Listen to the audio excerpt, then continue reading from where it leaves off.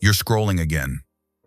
Another perfectly curated life, another achievement that makes yours feel small, another person who seems to have it all figured out.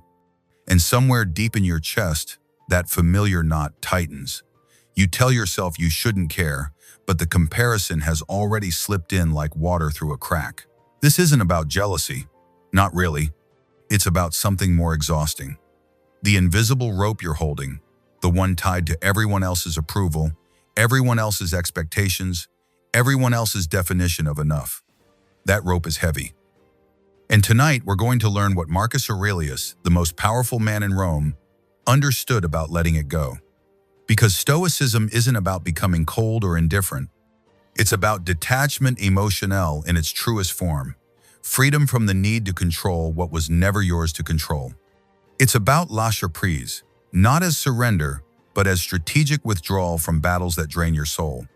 The control of your emotions doesn't mean suppressing them. It means choosing which strings you allow others to pull.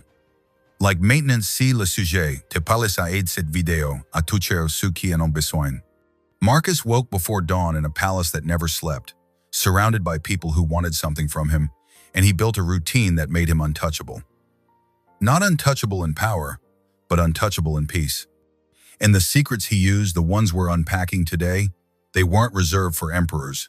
They were designed for anyone tired of performing, tired of proving, tired of that exhausting math where your worth equals other people's opinions. Picture Rome, the year 170. Marcus Aurelius opens his eyes while the city still dreams, and his first thought isn't about the empire.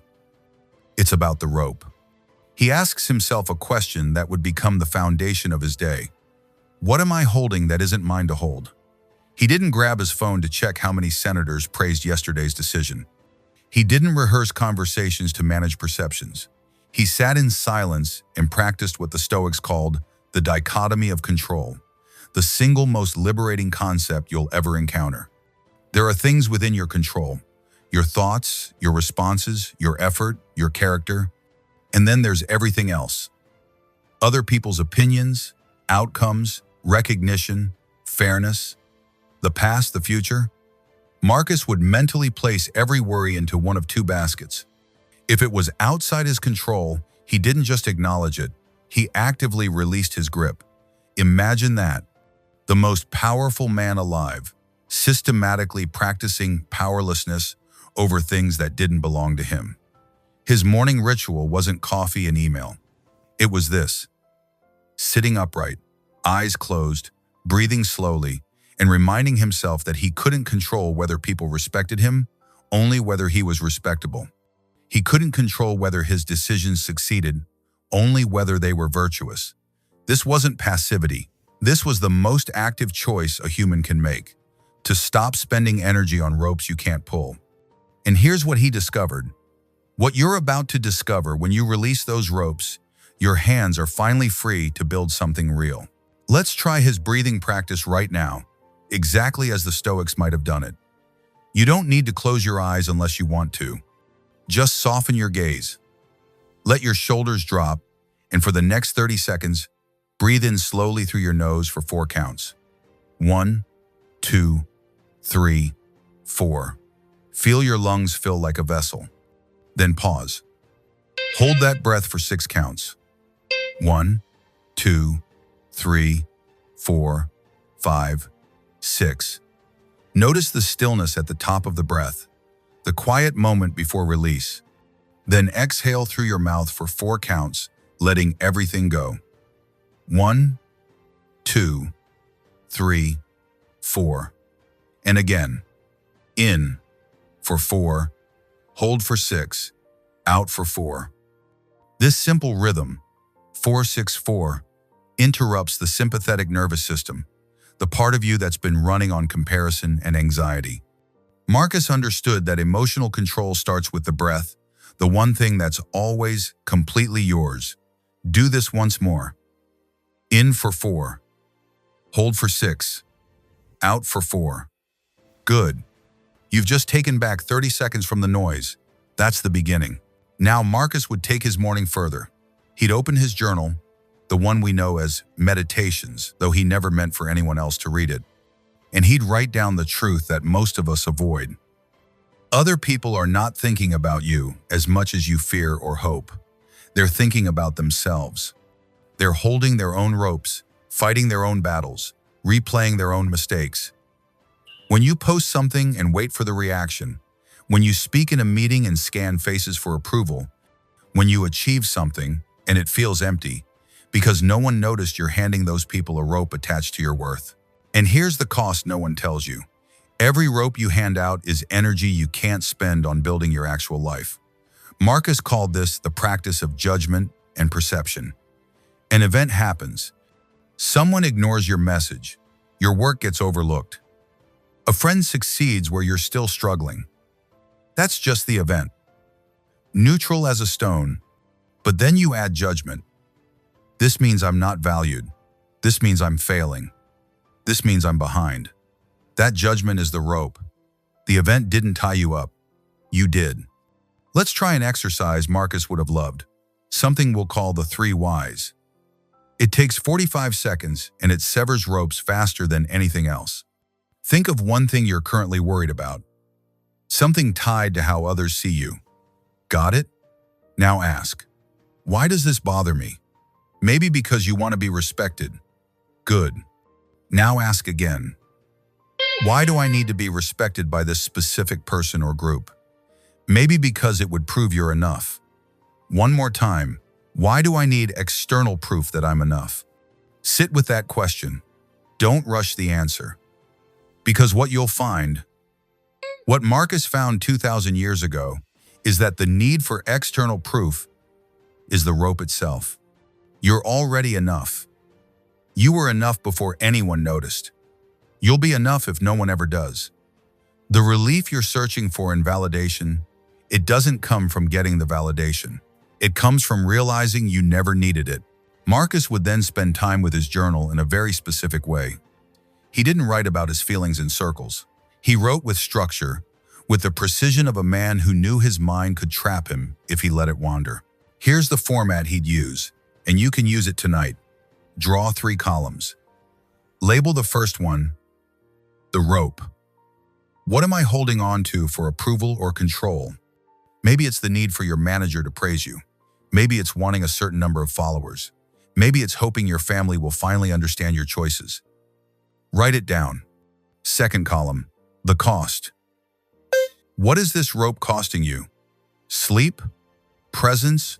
Joy? Authenticity? The ability to try new things because you're afraid of public failure? Be honest. Marcus was ruthless with himself here. He'd write things like, wanting the Senate's applause cost me the freedom to make hard decisions. Third column, the benefit of release. What would you gain by letting this rope go? Maybe you'd create without second-guessing. Maybe you'd sleep without replaying conversations. Maybe you'd feel the sun on your face without checking if anyone's watching. This exercise takes 30 seconds to write, but it rewires years of conditioning. Because when you see the cost and benefit side by side, the choice becomes obvious. The metaphor Marcus loved was the sky behind the clouds. He'd write, your mind is the sky. The clouds are other people's opinions, passing weather, temporary storms. You are not the clouds. You are the sky. Think about that image. Clouds come and go. Some are dark, some are light, some block the sun completely. But the sky doesn't fight the clouds. It doesn't ask them to stay or rush them along. It simply remains vast and unbothered, knowing the clouds will pass because clouds always pass. When someone's criticism feels like it's blocking your light, remember, you are not defined by what passes through you. You are the unchanging space in which it all moves. Let's practice something deeper now, something Marcus would do in the evening after the day had tested him. This is a 2-minute exercise, and I'll guide you through every step. You're going to release one rope consciously, using your body and your breath. First, sit upright or stand, whatever feels stable. Think of one specific rope you're holding right now. Maybe it's needing a certain person to respond to you. Maybe it's wanting a project to be recognized. Maybe it's comparing yourself to someone who seems further ahead. Name it clearly in your mind. Now clench your fists. Actually make tight fists, as if you're gripping that rope with everything you have. Feel the tension in your hands, your forearms, your jaw. Hold it. This is what holding on feels like. Exhausting, right? 10 more seconds. Notice how much energy this takes. Now take a deep breath in, and as you exhale, open your hands completely. Let them rest, palms up, on your lap or by your sides. Say internally or out loud, "This is not mine to hold." Feel the release in your fingers, the space where tension was. Breathe normally. And here's the key part. Imagine that person or outcome or achievement floating away from you like a leaf on water. You're not pushing it away in anger. You're not chasing it. You're simply watching it drift. And you're staying here, rooted, whole. Do this once more. Clench your fists. Feel the grip. Then breathe out. Open your hands and say, "This is not mine to hold." Notice what's still here after the rope is gone. You, your breath, your ability to choose the next moment. That's what Marcus discovered every single day. Underneath all the ropes, underneath all the noise, there's a core self that doesn't need validation because it's grounded in something deeper: virtue, presence, the choice to act well regardless of applause. This is the incredible secret. You don't need to be seen to be valuable. You don't need to win to be worthy. You need only to show up as yourself, aligned with your own principles, and let the rest be weather. So here's where we land. Marcus Aurelius ruled an empire, fought wars, lost children, faced betrayal, and through it all, he practiced this one thing: releasing the ropes. Not because he didn't care, but because he cared about the right things. He cared about his character, his effort, his integrity, his presence. He let go of the rest. And you can do the same, starting tonight. Because every rope you release is energy returned to you. Energy to create, to rest, to love without performing, to try without the fear of being judged. The routine that forged Marcus wasn't complicated. It was consistent. Morning breathwork to center himself. Journaling to separate event from judgment. Evening release to let go of what the day tried to tie around him. And the result? A man who walked through chaos with an inner stillness that no crown could give and no criticism could take. You're not an emperor, but you're fighting the same battle he fought. The battle for your own mind, your own peace, your own freedom from the exhausting need to be enough for everyone else. Tonight, before you sleep, write down one rope. Just one. The thing you're gripping that's gripping you back. Write the cost. Write what you'd gain by letting it go. And then, with your hands open, say the words, "This is not mine to hold." You'll feel it, that small shift, that flicker of space where the tightness was. That's Stoicism. That's what Marcus spent his life teaching himself, and what he's teaching you now across 2,000 years. Écris, je suis unique, plus l'accord que tu lâches aujourd'hui dans les commentaires.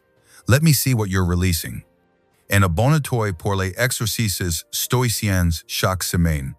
Because this is just the beginning. You are the sky. The clouds will pass. And underneath it all, you were always already enough.